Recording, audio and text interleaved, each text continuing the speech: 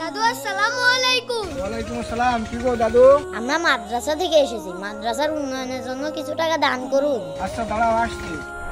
তুই এক কাজ কর, ওইদিকে বিরাট বড় ইউটিউবার বাইজিৎ ভাইয়ের বাড়ি, তুই ওখানে যা, মেলা টাকা দিবি নি। আচ্ছা ঠিক আছে।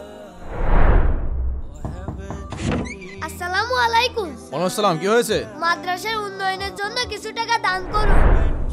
এই নাও দাদু। আচ্ছা ঠিক আছে। আচ্ছা এই নাও। আরে 10 টাকা দিচ্ছে। কি রে, কয় টাকা দিল? আরে 10 টাকাই দিল। আরে বড় লোক মানুষ গিফটটাই হয়। এই ছেলে, তোমরা এদিকে এসো। জি বলুন। এই নাও তোমাদের মাদ্রাসার জন্য 5000 টাকা।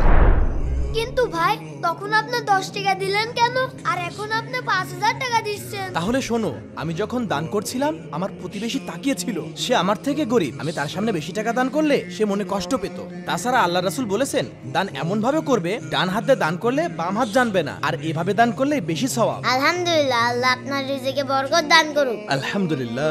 বন্ধুরা, আমি এইভাবে দান করে কি ঠিক করেছি? তোমরা কমেন্টে অবশ্যই জানাবে।